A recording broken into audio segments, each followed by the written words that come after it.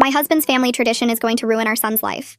I was 8 months pregnant when my mother-in-law showed up at my house with a lawyer and a stack of documents trying to legally force me to name my unborn son Nimrod. I'd known this was coming.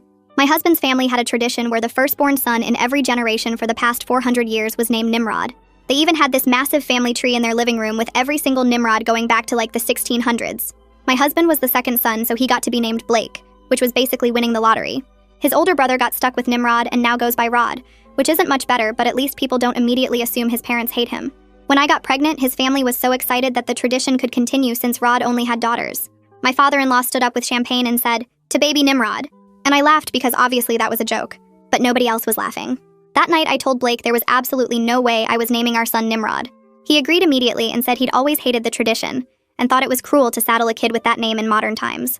We decided we'd name him Charlie and just deal with his parents being upset. We thought that would be the end of it. We were so wrong. My in-laws started a full pressure campaign. They showed up at our house every single day with new reasons why we had to use the name. My father-in-law kept going on about how Nimrod was a mighty hunter in the Bible and that it was a name of strength and power, completely ignoring that nowadays everyone just thinks it means idiot. They bought hundreds of dollars worth of baby clothes and blankets and toys all monogrammed with Nimrod on them.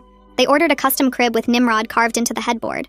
They redid their guest room as a nursery for when we'd visit and painted Nimrod's room on the door.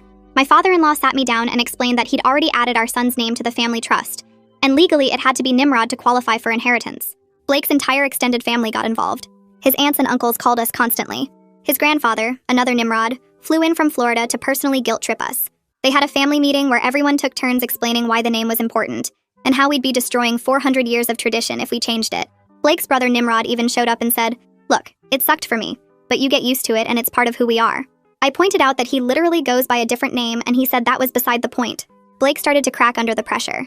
After weeks of constant harassment, he started saying things like, "Maybe we could use it as a middle name," or "What if we spelled it differently?" I told him that no variation of Nimrod was acceptable, and he got defensive, saying I didn't understand what it meant to his family. His parents started dangling money in front of us. They'd pay for the baby's college education, they'd give us a down payment on a bigger house, they'd set up a trust fund, but only if we used the name. Blake started looking at houses online and talking about how nice it would be to not worry about money. He started having daily phone calls with his parents that he'd taken another room. He'd come out looking stressed and wouldn't tell me what they talked about. He started saying things like, "Maybe we're being too stubborn about this," and "It's just a name. It doesn't define who he is." I reminded him that he literally said he was grateful every day that he wasn't the firstborn and didn't have to be named Nimrod. He said that was different. When I was 8.5 months pregnant, his parents showed up with a lawyer. They sat us down and presented documents they'd drawn up. They wanted us to sign a legally binding agreement that we'd name the baby Nimrod in exchange for $200,000 and a guaranteed inheritance. The lawyer explained that if we didn't sign, we'd be removed from